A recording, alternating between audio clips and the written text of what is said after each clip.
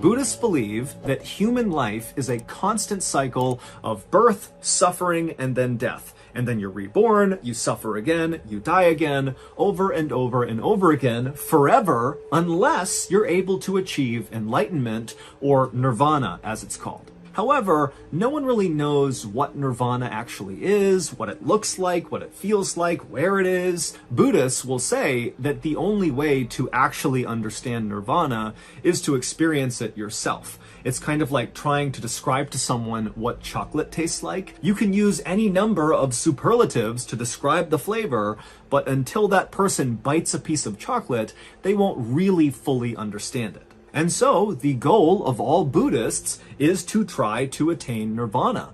And every day, hundreds of millions of Buddhists all around the world try very hard to do just that. But within Buddhism, there is a small subset of practitioners who have effectively dedicated their entire existence to attaining nirvana. And these people are the famous Buddhist monks.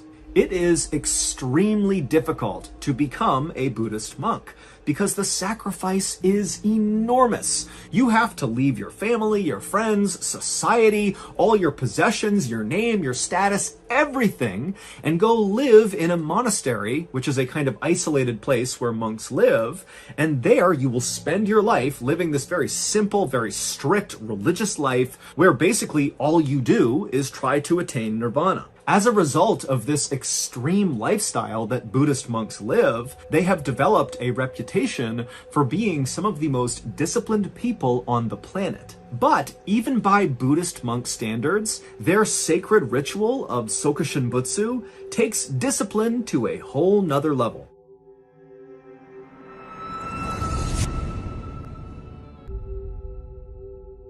Sokushinbutsu was created over 1,000 years ago up in the rugged mountains of northern Japan by a sect of Buddhists called the Shingon. And the Shingon believed that you could attain nirvana through physical punishment. And out of that idea was born the incredibly brutal Sokushinbutsu ritual. In short, Buddhist monks can choose to participate in this ritual, and if they successfully complete it, they might attain nirvana. But they won't know until the ritual is over. Meaning, it's kind of like a big gamble. Put yourself through absolute hell, and maybe you have this huge payoff, but maybe not. However, trying to attain nirvana through other means was really difficult. There was no other really clear pathways to nirvana, and so having this one distinct pathway, no matter how difficult it was really appealing. And so since its creation, hundreds and hundreds of Buddhist monks have tried it, and maybe less than 100 have actually successfully completed it, and then of that 100 or less, only 24 have actually attained nirvana through this process. The instructions for Sokushinbutsu are actually quite simple. There are 3 phases. Phase 1 is called Moku Jikagayo, which roughly means tree-eating training, and it's primarily focused on the monk's diet.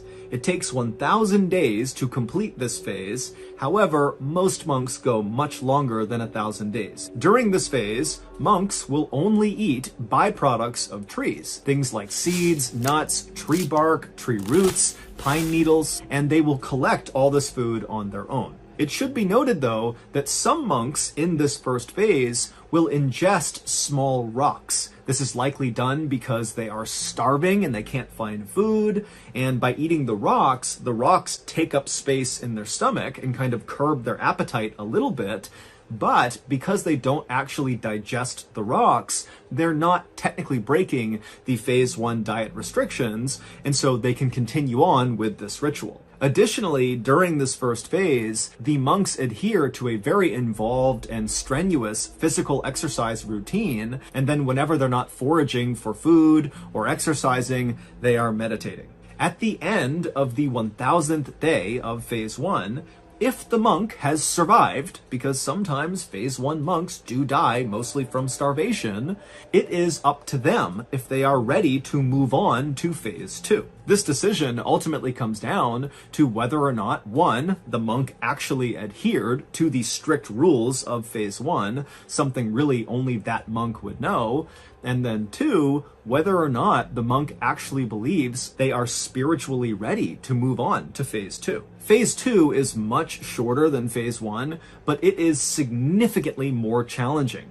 And so the monks going into phase 2, they really need to kind of bring their A game and have no second thoughts. They need to be fully committed to phase 2 in order to successfully complete it. For reference, most of the 24 monks who successfully attained nirvana through this ritual repeated phase 1, 2, or even 3 times just to make sure they really were ready. Phase 2 is called Nyojo, and it roughly translates to deep meditation. But a better way to think about what this phase entails is these monks need to enter into a sort of trance-like state, almost like an out-of-body experience, because what they're going to go through in this phase is so physically uncomfortable that unless you're able to kind of detach mentally, there's just no way to go through with it. And so during the second phase, the monks will sit down and meditate basically constantly for 100 straight days. And during that time, they don't eat any more tree byproducts or rocks. Instead, they have a liquid diet. They drink a little bit of salt water, and they drink a lot of a very particular kind of tea. The tea is made from Toxicodendron verniculum tree bark, which contains the same toxin in poison ivy. Meaning, for phase 2, you basically just sit alone by yourself for 100 days while simultaneously drinking a poisonous tea that causes a massive allergic reaction inside of your throat and stomach that causes an intense itching sensation inside of you that you cannot physically itch. Also, this poisonous tea gives you explosive diarrhea and it makes you vomit a lot. If you somehow manage to survive all 100 days of phase 2, and unfortunately many monks don't, you automatically move on to phase 3. Unlike phase 1, phase 2 never gets repeated, most likely because it almost certainly would be fatal to do so. Phase 3 is either the easiest or the hardest part of the Sokushin Bitsu ritual, depending on how you look at it. It doesn't have a name like the other 2 phases, perhaps because so few people make it to this part of the ritual, but regardless, phase 3 definitely has a strict set of rules like the other 2 phases. The phase 3 monk has a small pine box that has no windows built just for them. It needs to be big enough that they can sit inside of it in the lotus pose, which is how they typically sit when they're meditating. And then once it's all built, the monk climbs into this box. They put a lid over the top of it, but they put a bamboo shoot, like a bamboo pole, through the cover of this box, so there is a breathing tube for this monk inside of this box. And then they lower the monk inside of the small pine box 10 feet into this hole in the ground, and then once they ensure the bamboo pole is going to be above ground so they can breathe, they fill the hole in with charcoal. Before we cover what happens next in phase 3, you need some context about what this ritual is actually doing to the monks performing it. Phase 1, tree eating training, serves 2 purposes. The first is it's kind of like a big gut check. It really shows who wants to do this ritual and who doesn't. It's kind of like if you can't complete phase 1, you certainly can't complete phase 2 or phase 3. So it's like a filter. It weeds out the weak monks. The second purpose of phase 1 is to literally shrink the monk. The tree-eating diet, combined with the constant physical exercise, removes all of their body fat and a lot of their muscle, and so they're incredibly lean by the end of phase 1. And this will be significant when we talk about the end of phase 3. Phase 2, deep meditation phase, serves 2 purposes as well. The first purpose is that it puts the monk into that trance-like state, and then the second purpose it serves is the toxin inside of this poisonous tea kills off all of the naturally occurring bacteria and parasites inside of the monk. Again, that will become significant when we get to the end of phase 3. Speaking of which, So in phase 3, the monk is put in their box, they're lowered 10 feet into the ground, the breathing bamboo chute is installed, the charcoal is dumped on top of them, and then for several days, the third phase monk will sit in total darkness and meditate constantly, and each day they have a bell down there with them. They ring the bell. That's the only thing they have to do besides meditate. And above ground, there is a team of monks that are supporting this ritual, and they're listening for that bell. And the first day they don't hear the bell, it means the monk in the box has completed the ritual, and now it is time to see if they have attained nirvana. In Buddhism, someone whose body does not decay, aka a mummy, is someone who has cheated death. And to cheat death is to remove yourself from the vicious human life cycle of birth, suffering, death, repeat.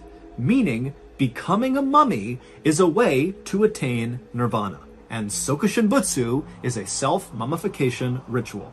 Phase 1 shrinks the monk's body, it removes their fat and muscle, it also removes a lot of moisture inside of their body, and their diet also withholds nutrients to all of the bacteria and parasites that naturally occur inside of their bodies. And so those bacteria and parasites that normally would play a big role in helping decompose your body after death begin to die off. And so the cumulative effect of phase 1 on these monks is that if they were to die at the end of phase 1, their decomposition would be drastically slowed. It wouldn't be mummy status, but it would be close. The phase 2 poisonous tea, that toxin that they're drinking, that kills off the remainder of the bacteria and parasites that did not die during phase 1. Also, all the vomiting and diarrhea completely dehydrates them, which aids in slowing down decomposition after death. Finally, phase 3 is the death phase. The monk goes into their tomb, they're buried underground, and they ring that bell each day to tell the people on the ground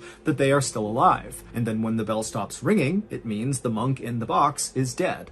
At which point the crew on the ground removes the bamboo breathing pole and then lets the body sit in the box underground for another 1,000 days. And then after 1,000 days, they pull the box up, they lift the lid off, and if there is little to no signs of decay on their body, it means the self-mummification ritual worked, they're a mummy, they've attained nirvana, and now their body is holy. And so they're brought out of the box, they're dressed in robes, they're placed in the monasteries, and they are worshipped. As for the unlucky monks who get to the end of Sokushin Butsu, but are found to be decomposing inside of their box when they're brought back up again, they're just placed back inside of their pine box and buried, and they are not worshipped. Sokushin Butsu was made illegal in Japan in the late 19th century, but we know monks continued to practice it into the 20th century, and in theory, today, monks still might practice it in secret.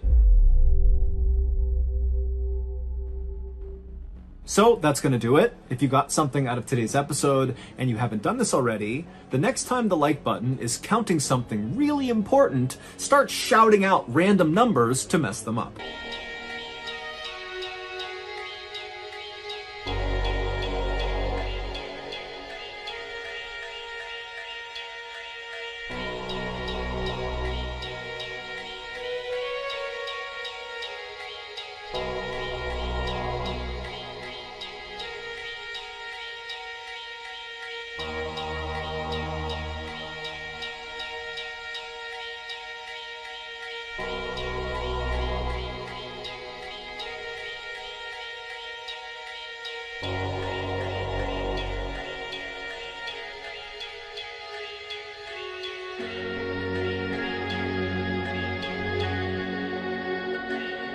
On the morning of August 3rd, 1915, during World War I, a 21-year-old Russian soldier named Vladimir Kotlinski looked out from behind the huge stone walls of Auschwitz Fortress in Poland. Out in front of him, he saw the same landscape he had been looking at for the last 6 months that he had been stationed at this fortress. It was a big, swampy forest that surrounded them on all sides. Additionally, in this swampy forest around them on all sides were dozens and dozens of trenches. Trenches are long, deep pits that soldiers will dig to both hide inside of when they're being attacked, and then also to launch their own attacks out of from behind their dirt walls. And these trenches that zigged and zagged all around Auschwitz Fortress were created by and now occupied by 7,000 German soldiers. And during World War I, the Russians were fighting the Germans. The Germans really wanted to take Auschwitz Fortress from the Russians. It was in a great strategic position with a railway passing right through it. There was also a river nearby and a main road, meaning whoever owned this fortress was greatly aided in moving critical wartime supplies and troops in a very hotly contested area. But despite the repeated attempts by these 7,000 Germans to take over Auschwitz Fortress over the past 6 months, they had all been repelled by Vladimir and the puny 900-man Russian force inside of the fortress. And so, by that morning, August 3rd, 1915, as Vladimir is looking out from the battlements over the trenches in the marsh down below, it was like both the Russians and the Germans had reached a sort of stalemate, where neither side was trying to attack the other, and neither side was leaving. They were just kind of staying put and doing nothing. In fact, over the last few weeks, there had been so little action from either side that the Russian soldiers inside the fortress got so bored, they began sneaking out the side door of the fortress to try to catch fish with their bare hands in the nearby river. But this morning, as Vladimir stood atop the wall, he noticed something strange happening in one of the trenches that was located closest to the fortress. It was still several hundred feet away, but he could see clearly down into this trench. And what he saw was there was this cluster of high-ranking German officers that were kind of huddled together, and they kept looking down at the ground at something inside of the trench that Vladimir couldn't see, and then they would look up at the sky and kind of wave their hands around, and then they'd look back down at the ground below them. Now, Vladimir had no idea what they were doing. I mean, again, he could not see what they were looking at in the trench, and when he looked up into the sky where they seemed to be looking, it just looked like a regular blue sky. But whatever they were doing, it was making Vladimir feel nervous. Vladimir was a young junior officer, which meant he was in charge of other soldiers, but because he was so new, he lacked experience and credibility, and so really wasn't considered a serious leader within the army. And so Vladimir, as he's watching this strange behavior, was concerned that if he left now and told his superiors that he was worried about the Germans because they were looking at the sky funny and looking at the ground funny, that it would make him look like he was being paranoid and not a good leader.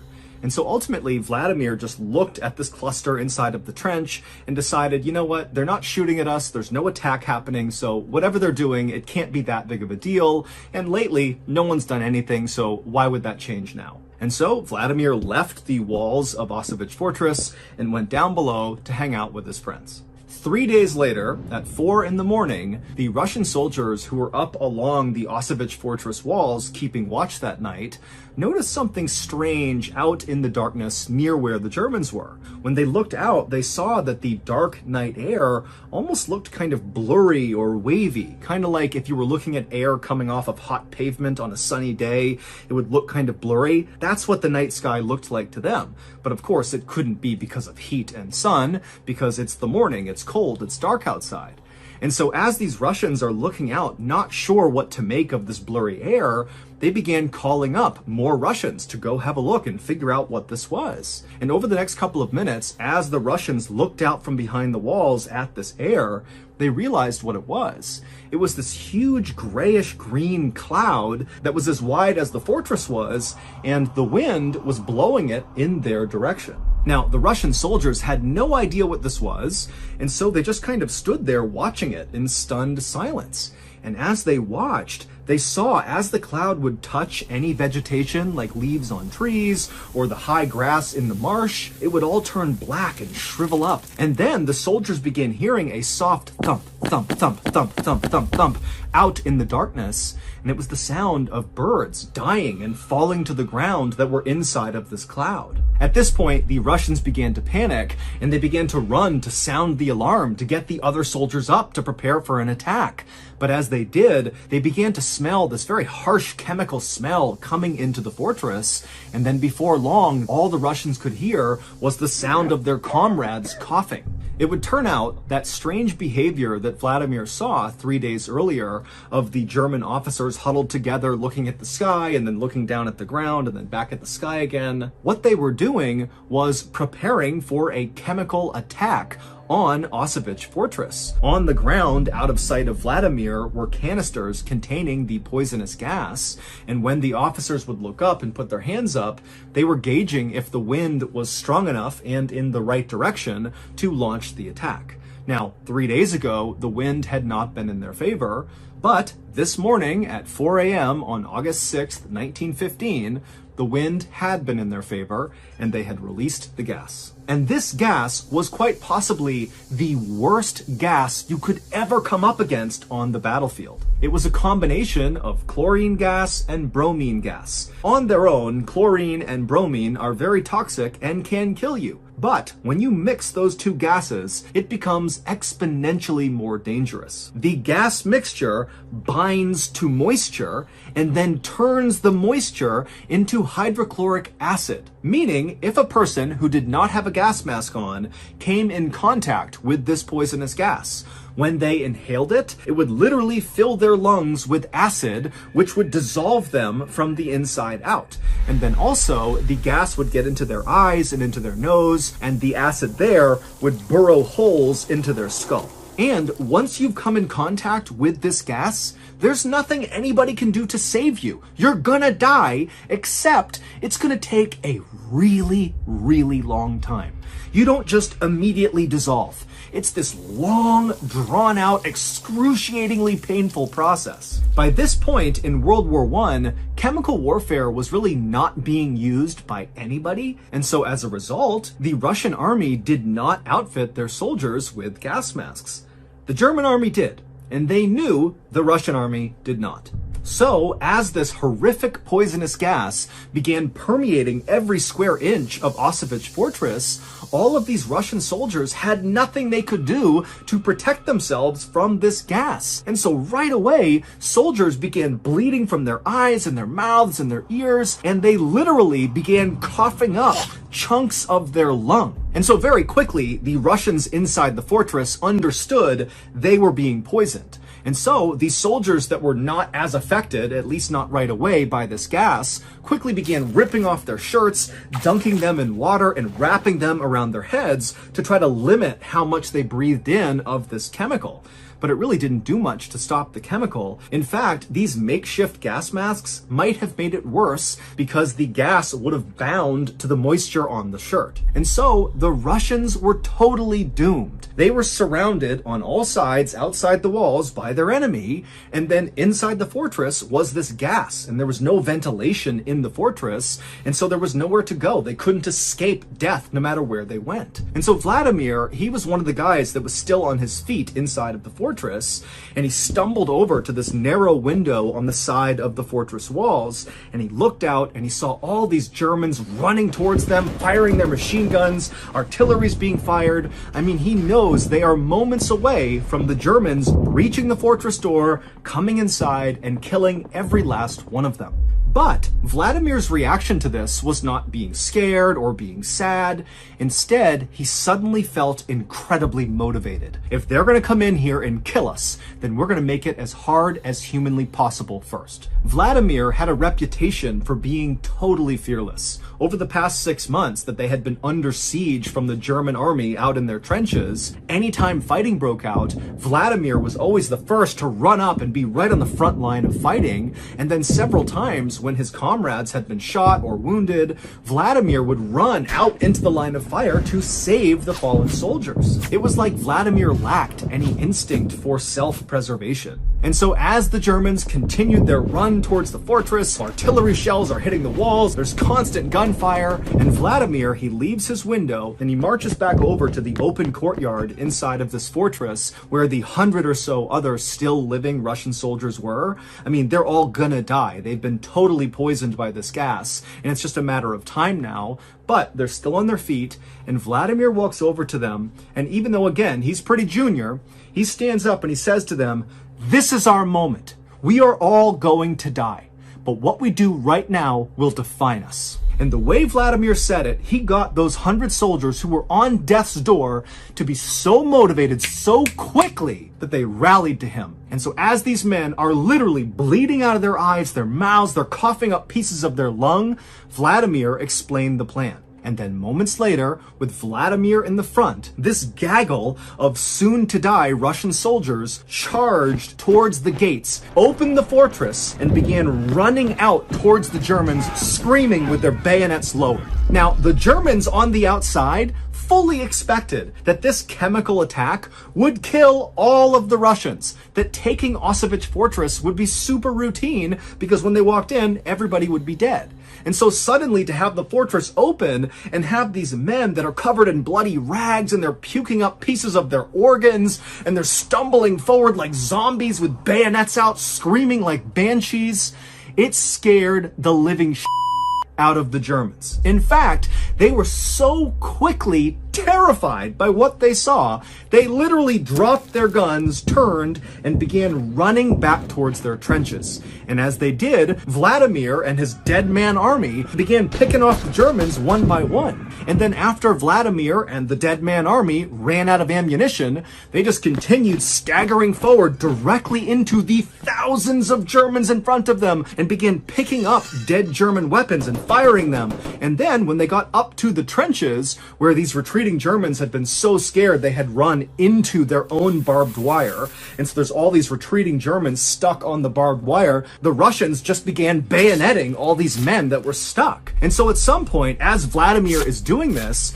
a German soldier ran up to him and bayoneted Vladimir right in the stomach. He ran him all the way through until the barrel of the gun was right up against his stomach. And Vladimir apparently looked down at this bayonet, knew he had been completely run through, and he looked up at the German who had just stabbed him, who was still holding the gun, and Vladimir spit blood and lung tissue all over this German's face, and then just began screaming directly at this guy. And so the German was so scared, he just dropped the gun, turned, tried to run, and then Vladimir was back on his gun with the bayonet still in his stomach, shooting at the Germans. The Germans were so completely caught off guard and terrified by Vladimir's dead man army counterattack that even though they outnumbered the Russians 70-1, they failed to take Auschwitz Fortress. The main reason for that was the Germans who had escaped the counterattack and made it back to their trenches. They told the other German soldiers that the Russians had turned into zombies, literally, that they were undead, and so attacking them was pointless. They're already dead. And the Germans were so scared, they refused to leave their trenches again. Once the Russians could tell they had successfully forced a retreat by the German army, Vladimir, who was still alive at this point with a gun still stuck in his gut from the bayonet, he called out to the rest of his soldiers to retreat back to the fortress. And so this handful of Russian soldiers who were about to die, they hobbled their way back inside of their fortress, and then Vladimir gave his final command: destroy the fortress. If we can't have it, nobody can. Every single Russian soldier that came in contact with that poisonous gas died, including Vladimir. When the Germans did eventually take Auschwitz Fortress at a later date, when again, all of the Russians were dead, when the Germans went inside, they realized the fortress had been destroyed and it was no longer strategically valuable. Vladimir would be awarded posthumously Russia's highest military honor. His actions and the actions of the other dying soldiers that fought alongside him are remembered today in stories, songs, and statues all across Russia.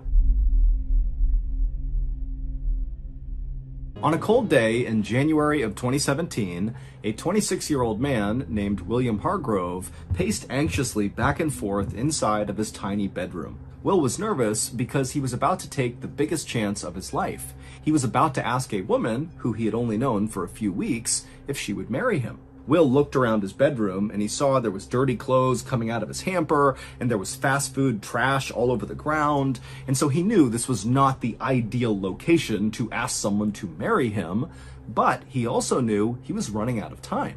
The woman he wanted to propose to, who was sitting right behind him on his bed, was about to head back to Russia, where she lived, in just a few hours. And so Will finally stopped pacing. He turned to face this woman on the bed, who was just sitting there silently, and Will was about to say something, but then he chickened out and just kept on pacing. To that point, Will's life had been pretty boring and lonely. He worked a low-paying job as a mechanic, and he lived in this bedroom. This was his apartment, this one room, which was being rented to him by a married couple who owned the house it was in. And this house was in a small city in the US state of Oregon. Will didn't really have any friends, and he didn't really have any meaningful hobbies. All he really had was his intense love of science fiction and fantasy. He would lose himself for hours watching movies about outer space and strange, distant alien planets and magic. And then often, after he would watch these movies, he would walk into the forest near his house, and he would just kind of wander around daydreaming about these movies, and he would pretend he was the hero from these movies. And suddenly in his mind, Will would become a sorcerer with great powers, or a brilliant scientist who went back in time to save the world. But as much as Will loved daydreaming and fantasizing, what he really wanted was a wife and kids. And so recently, he had joined an international dating website, and it was through that website that he connected with 26-year-old Anna Repkina from Russia, who was the woman sitting on the bed behind him. And now, if Will could just muster the courage to pop the question to her, he was confident she would say yes, and he could finally start his real life with Anna. Anna, who had blonde hair and striking blue eyes, was a bit of a dreamer like Will. For example, she fundamentally believed that there was a soulmate somewhere in the world for everyone. However, to that point in her life, she had not found her soulmate. Instead, she had been through one bad breakup after another. But a few weeks earlier, when a short, stocky, bald guy with a bushy goatee, Will, had reached out to her on an international dating website and invited her to America to visit him, she believed it was fate that they were being brought together, and so Will had to be her soulmate. Will finally stopped pacing and turned again to face Anna, who was now reading a book on the edge of the bed. And Will, who was terrified at this point, took a deep breath and then reached into his pocket and pulled out a jewelry box. Inside of it was a beautiful emerald ring that was situated on a white gold band. And so Will took a step towards Anna, he dropped down to a knee, and he held out the jewelry box and he opened it up. At first, Anna didn't know what Will was doing and was kind of confused, but when she saw the ring and saw him on his knee, she knew what was happening, and she began trembling with excitement. And then Will, he pulled the ring out of its holder and he slipped it onto Anna's finger, and he asked her if she would marry him. And Anna, she began crying tears of joy and shouted, yes. Later that day, Anna would fly back home to Russia, but as soon as she landed, she began getting her affairs in order to go right back to Oregon to live with Will permanently. And 2 months later, in March of 2017, Anna was touching back down at the Oregon airport, and then right near the baggage claim, she had her big reunion with Will. That evening, when Anna and Will drove from the airport to Will's place, they parked the car, they got out, they grabbed Anna's luggage, they went up the front steps, and when Will unlocked the front door to go inside of the house to make their way up to his bedroom apartment, as soon as the door swung open, there was a woman standing in the doorway with her arms crossed, staring out at both of them. This woman was 34-year-old Michelle Chavez, and she and her husband were the married couple who rented the bedroom apartment to Will. Michelle had dark hair and piercing eyes, and even when she was being pleasant, she could be very intimidating. And right now, it was obvious she was not trying to be pleasant. And so Anna, who sensed something was wrong here, kind of awkwardly said hi to Michelle, but Michelle, she just glared at Anna and said nothing, and then looked from Anna to Will and said, Will, I need to talk to you. And then before Will could say anything, Michelle grabbed his arm and began dragging him through the house to the back.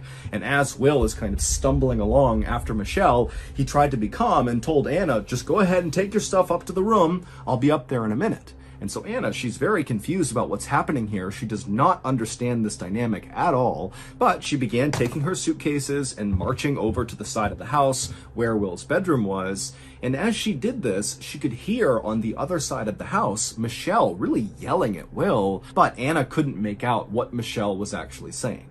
And so at some point, when Anna was now inside of Will's bedroom, just kind of waiting, Will finally did come into the bedroom with his head hung down low, and Anna could just tell that, obviously he's just been yelled at, he looks defeated, and so Anna's trying to make eye contact with him, and finally, Will looks up at Anna, and Anna says, hey, what's going on? Why was she so upset? What's happening here? And in a quiet, trembling voice, Will would tell Anna that Michelle and her husband had just told him that they can't live here anymore. They have to move out. Anna couldn't believe this. She had just flown across the world to be here with Will, and now they don't have a place to live.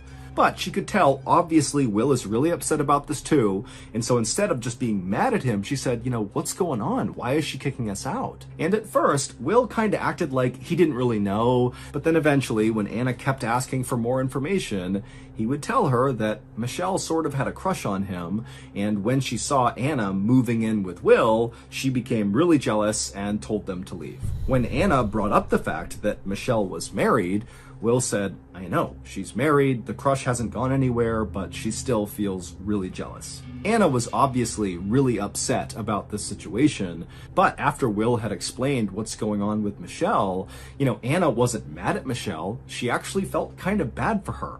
It was sort of pathetic that this married woman was acting the way she was. And so Anna actually figured that really this is probably for the best, that we should get away from Michelle. And within a few days, Anna and Will had moved out of Michelle's place and found a place of their own in a neighboring town. And as soon as they were settled inside of there, it was like relief washed over both of them. And they both became really excited to plan their wedding and think about their future together.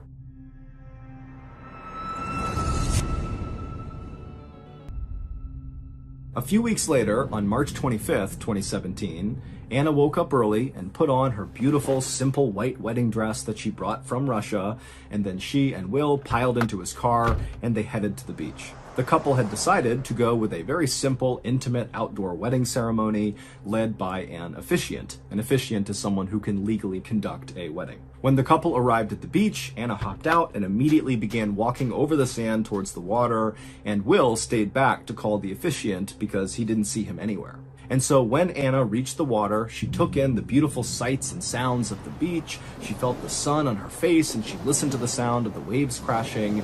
And it was like suddenly she realized how lucky she was. I mean, this wedding day was turning out to be perfect when over the past couple of weeks, she wasn't sure if it was even going to happen. Even though Anna and Will had left Michelle's house and had no contact with her, over the past couple of weeks, Michelle had become a sort of thorn in their side, sending Anna all these really threatening messages, things like demanding that Anna share Will with her, or else she'll do something awful. And so Anna is thinking that Michelle is going to find a way to sabotage their wedding, but here they were on the beach about to get married with no Michelle in sight. And so at some point, Anna looked along the beach and saw a little bit farther along were the two friends that she and Will had invited to be a part of their wedding. And so Anna ran over to them and she hugged them and began chatting with them. And as she's chatting, she looks up and she sees Will coming down onto the beach and he's on his cell phone. And Anna can't tell what he's saying. He's too far away, but it's obvious there's something wrong. And by the time Will actually got up to the group, he had hung up his phone, but it was very obvious he was really upset. And as soon as he reached the group, he would announce to Anna and their friends that the officiant was not going to be able to make it. And so unfortunately, the wedding was off, at least for now. Now, Anna was totally crushed by this, but she could tell Will also was totally crushed by this. And so instead of crying and making Will feel worse, Anna put on a brave face and told Will, don't worry about it. We will find another officiant. We'll reschedule this. It will be fine. And so Anna and Will's friends, they said bye and they headed their way. And Anna and Will had a very somber walk along the beach back to their car. But on the drive from the beach back to their apartment, they would stop at a fast food restaurant, McDonald's, and they would get some food. And by the time they had made it back to their apartment, they were laughing about how ridiculous it was that they were eating fast food in their wedding clothes. A couple weeks later, Anna was still in the process of rescheduling their wedding, and she was starting to feel very frustrated with Will. Over the last week or so, Will, instead of helping her with the wedding, was spending much of his time outside of the apartment, pacing around, chain smoking, while talking to someone on the phone. Now, Anna didn't know who he was talking to, but based on how stressed out he seemed, Anna assumed he had to be talking to either Michelle or talking to someone else about Michelle. Regardless, Anna knew this had to, in some way, be connected to Michelle. However, whenever Anna would approach Will and ask him why he was so stressed and whether or not he was still in contact with Michelle, Will would try to change the subject, or he would just clam up and not talk at all. But finally, on April 16th, so 3 weeks after the couple's first failed wedding attempt, Will would approach Anna and ask her very sheepishly if she would come with him on a walk through the woods, because he had something important he wanted to tell her. Now, Anna knew that Will loved walking in these woods. He still went off and daydreamed after his movies. And so she knew that if he's asking her to go out there to talk, that this was going to be a very serious conversation, most likely about Michelle and whatever's going on. And so the couple piled into Will's car and they drove to the parking lot right near the woods. They got out, they hopped on a path, and they began walking into the trees. And for a while, they didn't really talk to each other. They just walked quietly side by side through the woods. But at some point, Will began to slow down and then finally came to a full stop, at which point Anna stopped too, and she turned to face him. And when she did, Will paused for a moment and then with a shaky voice told Anna that he felt like they rushed into their relationship and he wanted to call off the engagement. Anna was so caught off guard and heartbroken by what she was hearing that she couldn't say anything. She just stood there in stunned silence and then finally just turned around and stormed off away from Will deeper into the woods until she was out of Will's sight. The next day, when Will woke up, the first thing he did was pick up his phone and text Anna. But Anna didn't write back. And so as Will is laying in bed, he couldn't help but feel this overwhelming sense of regret about the decision he had made the day before. He wanted Anna back. So over the course of the next several hours, Will would send Anna a series of increasingly more desperate sounding text messages, pleading with her to just talk to him, please. But she didn't respond to any of his messages. And so Will decided that the only way he could get Anna back would be if he did something big. So he hopped out of his bed, he grabbed his cigarettes, he went outside, and he began pacing and chain smoking, trying to come up with whatever big idea was going to get Anna back. And at some point, an idea came to him. He would do what he had seen heroes do in several of his favorite science fiction and fantasy movies. He would use time travel to go back in time and get Anna back. Feeling totally energized by this idea, Will ran back inside his apartment, he grabbed another pack of cigarettes, a 6-pack of soda, and then he sat down at his computer and he scoured the internet for any information about how to build a time-traveling machine. And for the next 24 to 48 hours, Will stayed at his computer, chain smoking and drinking sodas, drawing all these sketches of different time machine designs that he found on the internet. But at some point, after 24 to 48 hours, Will realized that no matter how good these sketches were, he lacked 1, the resources, and 2, the knowledge and expertise of how to take this sketch and actually make it into a real physical time machine. And so feeling totally frustrated, Will took a sketchbook and threw it, and then lay down on his bed, feeling somewhat defeated. But as he laid there thinking about Anna, he had another epiphany. In other science fiction and fantasy movies, sometimes the heroes didn't need to use time machines to go back in time. They would use magic. And so suddenly Will decided, oh my goodness, I need to find the right magical spell that will allow me to travel back in time and get Anna. And so once again, he ran back to his computer, continued chain smoking and drinking sodas while scouring the internet looking for the right magical spell that would take him back in time. And several times he communicated with strangers on the internet, telling them that he would sell his soul to them if they could give him the right spell. And then anytime he thought he found the right spell, he would close his eyes and chant the words out loud, and then open his eyes only to realize he was stuck in the present. And so finally, after basically staying awake for 72 hours on this quest to go back in time to get Anna back, Will realized that it was not going to work, and so he gave up. The next morning, on April 19th, so this is 3 days after he broke up with Anna in the woods, Will heard a knock on his front door. And when he opened the door, there were 2 police officers standing there. And when Will asked them, what's going on, they told him that they actually needed his help, and would he mind coming to the station to talk to them. And so Will, he was still totally exhausted from not having slept over the last 3 days, but he of course agreed to go. And when he got to the police station, he was led into a small interview room, and he sat down behind this metal desk in front of the other 2 officers, and he asked them, what can I do for you? And one of the officers eventually asked Will if he had recently eaten at a Kentucky Fried Chicken restaurant. That's a fast food restaurant also known as KFC. Will was puzzled and almost wanted to laugh because he couldn't understand how this was important. But when he saw that these 2 officers were not making light of this at all, they were very serious, Will said, yeah, a few days ago I did eat at a KFC. Why does that matter? To understand why it mattered, we need to understand the relationship between Will and Michelle. It would turn out Michelle did not just have a crush on Will. Michelle and Will had been having an intense affair right in Michelle's house with her husband since 2015, so a full year before Will met Anna. Now, Will had wanted Michelle to leave her husband and be with him, and Michelle had told Will that she wanted the same thing, but she couldn't do it right now. And so to show Will that she was serious, that one day she would be with him, she gave him her wedding ring, which was an emerald stone sitting on a white gold band. It was like a promise ring, that this is my token to you to show you that one day we will be together in public.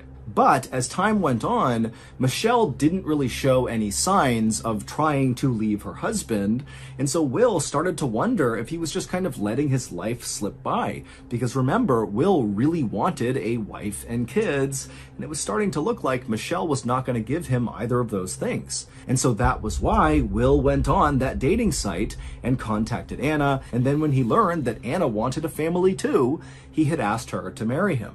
The ring that Will gave Anna when he proposed to her was the same ring that Michelle had given Will, her wedding ring, the promise ring. And so when Michelle saw that ring on Anna's finger on a Facebook post that Anna made about having been proposed to by Will, Michelle was enraged. And then, just a few weeks later, when Anna showed up at Michelle's house to move into Will's bedroom with him, she grabbed Will, dragged him to the side of the house, and said, you need to choose right now between me and Anna. And because Will couldn't come up with an answer, Michelle kicked him and Anna out of the house. However, over the following weeks, despite Michelle having booted them from her property, she could not let go of her jealousy of Anna and her love for Will. And so she sent Anna all these threatening messages on Facebook demanding that she share Will with her or else, and she began incessantly calling and texting Will demanding that he choose her over Anna.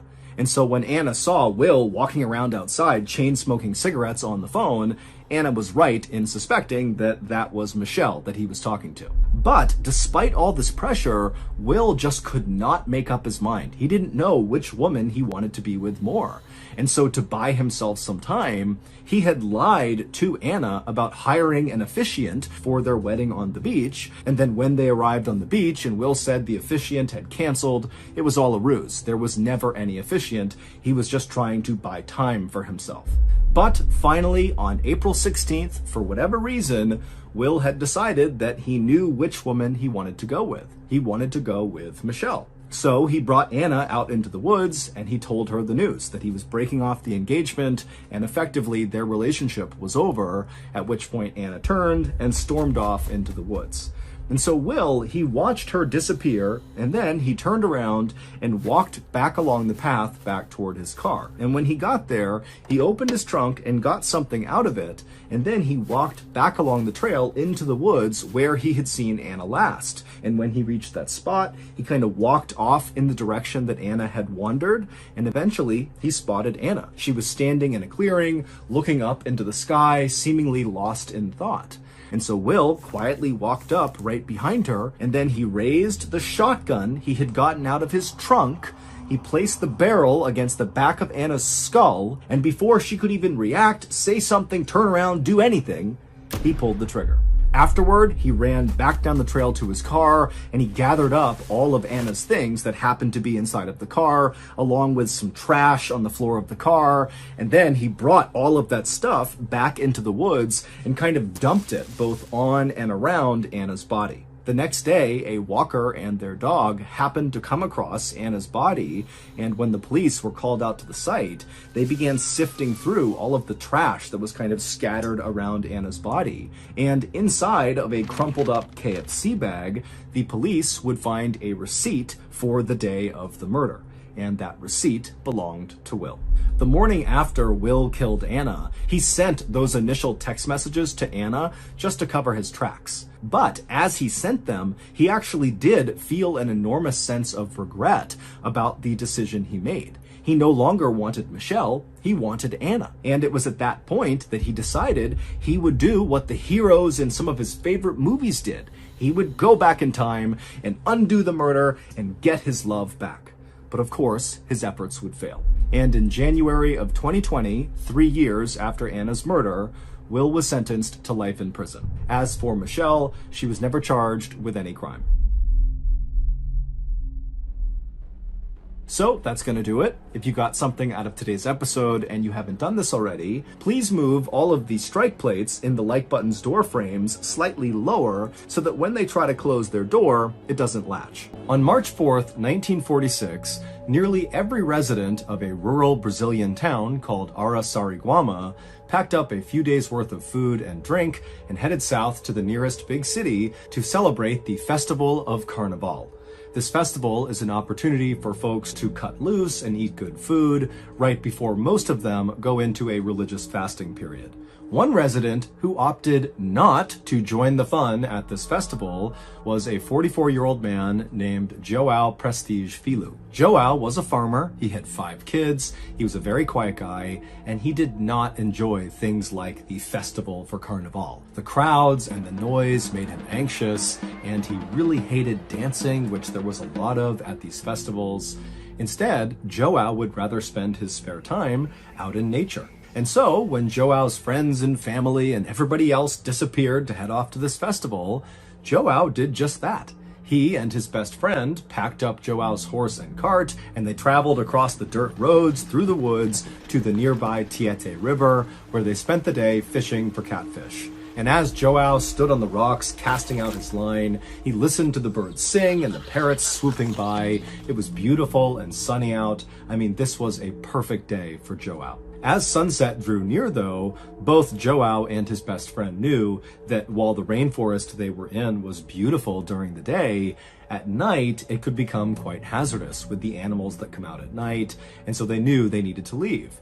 And so they packed up all the fish they caught back into João's cart, and then the two of them hopped onto the cart and began making the journey back towards the town of Araçariguama. When the pair got to a split in the road, João's best friend hopped off the cart and walked on foot down one path because his house was actually just outside of the town, and João, still in his cart with his horse, said bye to his friend and went the other direction. Now, by this point, the sun had completely set, and so it was totally dark out as João is going down this dirt road in the final stretch towards his town. At this time, in 1946, Araçariguama was a beautiful place, but by no means a modern place. They had no running water, no electricity, there was no sewage, no paved roads, no access to main roads, and nobody had a telephone. It was basically like this little patch of civilization with about 100 people living there. There was a church in the middle of the town and a couple of small huts that kind of sat around it. And João and his family lived in one of those huts. João usually loved walking along or traveling along this particular stretch of dirt road, especially at night, like he was doing right now. He really enjoyed looking up at the stars and listening to the animals off in the forest that he couldn't see. But this night, Joao just had a bad feeling as he was making this final approach towards his town. Now remember, there's almost no one in the town. They're all at this festival, so it's kind of like a ghost town in the middle of a forest. But Joao, as he's going down this dirt road and he can see the church up ahead, he's a couple hundred feet away, he began getting this very unnerving sense that he was being watched. And so Joao, as he's in his cart, began looking into the trees and all around him, wondering if maybe an animal or a person was nearby, but there was no one. Finally, Joao actually reached the church and he could see his little house, and he could also see that his wife, who was at the festival, had opened up one of the windows just slightly so he could open it up the rest of the way and crawl into the house when he was back from fishing, because she had locked the doors when she left. And so by this point, Joao was trying to be very calm and collected despite this stress of feeling like he's being watched. But when he saw that window and he saw how close he was to his house, he basically just had the horse sprint the rest of the way to his home. He just wanted to get off the streets. And so finally, Joao, he reaches his house, he crawls in through the window, he shuts it behind him, and immediately Joao expected to feel totally relieved that he was now behind locked and closed doors and windows. He was safe. But despite being inside of his home, he still had this sense that there was someone or something around him that was watching him. Joao, like many other residents of this village, was fairly superstitious. There was an old abandoned mine that was near the town, and Joao and his peers had grown up hearing stories about some monster that lived in the mine that would come out at night and roam the forest. And older people in this village would talk about this ancient serpent called Boitata that would come out at night, and it would appear in a burst of fire. And so Joao, he's thinking about the mine and these demons and ghosts that roam in the forest, and he's all alone because everyone's at this festival and he doesn't feel safe inside of his house, and so he's really starting to panic. And it's at this moment that he suddenly feels this sense that whatever or whoever has been watching him is right out his window to his left. And so Joao, as he's turning to look out the window, he's anticipating seeing a person out there, or maybe a jaguar or some other animal that's followed him from the rainforest.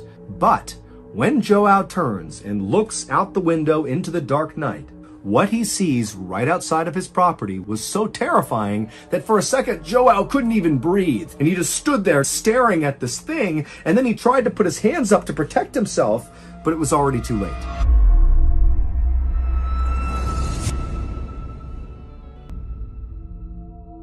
Minutes later, Joao would come stumbling out of his front door, out into the dark night. He's got a big blanket wrapped around him, and he was just screaming incoherently. And as he screamed all this nonsense, he began running in this kind of zigzag pattern with no clear destination in mind. It was just like this mindless running all through the village. And as he's running, he's got no shoes on, and he's stepping on sharp rocks and glass and trash. He's cutting his feet up horribly, but he doesn't seem to even notice. And so as he's doing this, he's causing this huge scene, but everybody's gone. It's a ghost town. It's just him in this abandoned village in the middle of a rainforest in Brazil. But eventually, Joao kind of calmed himself down and ran to his sister's house, Marie, because he noticed there was a lamp on inside of her house, and he was hoping that maybe she too had stayed back from the festival. And it would turn out Marie had not gone to the festival. She too did not really like big gatherings like that, and so she was home. And so Marie was in her kitchen when she began hearing outside this horrible screaming sound, almost guttural sounds coming from someone or some animal out there.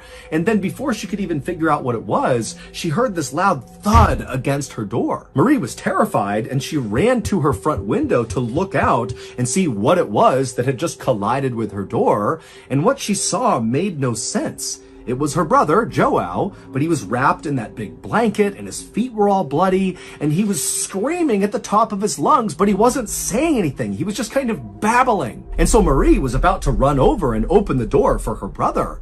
But right before she did, as she's looking out the window, Joao turned and looked at her, and when he did, she screamed because his eyes looked so alien. They were wide and totally unfocused, and she thought, that can't be my brother. What's wrong with him? But she would go over and open the door because after all, it is her brother. And so she opens the door, Joao kind of falls into the room and began writhing around on the ground, continuing this scream he was emitting that didn't even seem human. And the whole time, Marie is trying to ask him, what's wrong? What's going on here? She's scanning him, and besides the cuts all over his feet, he didn't appear to have other injuries. And so eventually, Marie just knelt down and she was about to grab Joao and try to kind of stop him from moving around, to just look at him and try to have a conversation with him. But before she grabbed him, Joao rolled over and his lips opened up, exposing his teeth, and he kind of grimaced at her with those wild, unfocused eyes. And again, Marie just kind of backed up in horror. Who is this? What's happened to my brother? And as Marie stood up to get away from Joao, Joao, still with that sickening grin with his teeth exposed, had this kind of low hiss come out of his mouth. And so Marie, thinking he was trying to talk,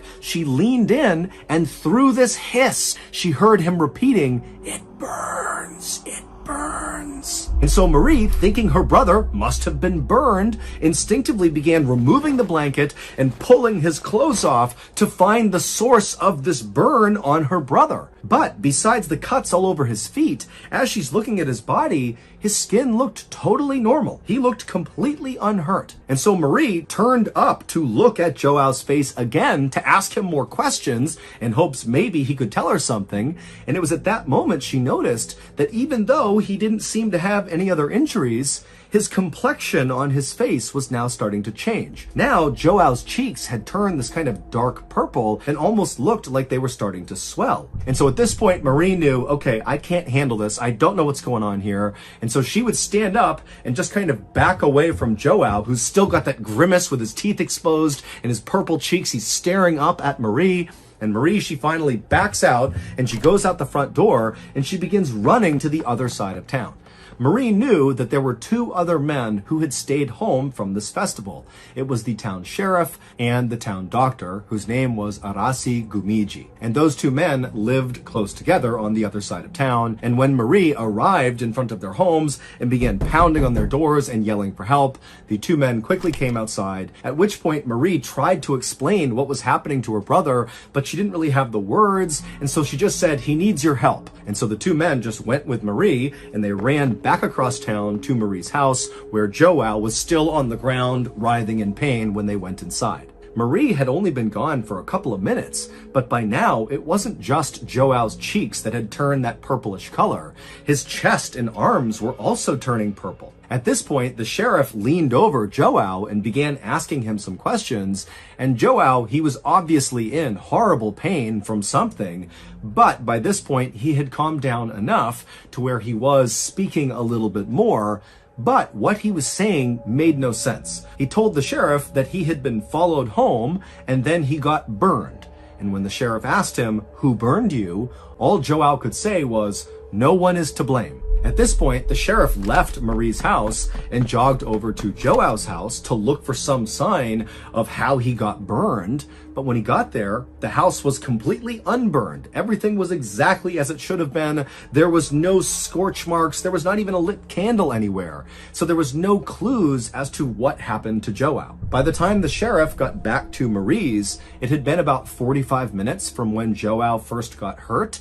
And now, whatever was happening to his body that was turning him purple appeared to be getting much worse. Joao's skin all over his face and his chest and his arms was now not only a very dark purple, but his skin was starting to blister and pop. In fact, there was one area on his arm that had bubbled up so much that when it burst, you could actually see the bone in his arm. It was almost like Joao had been boiled in water, like the way you would boil meat on a bone until the meat was tender enough that it fell off the bone. It was like that was happening to Joao. And so as Joao's flesh just sort of began cooking off of him, the town doctor, Arasi, said, "We have to get him to a hospital right now." But because the roads were not paved and it was dangerous traveling at night, they knew they couldn't get him to the big city hospital. They would have to take him to a local hospital.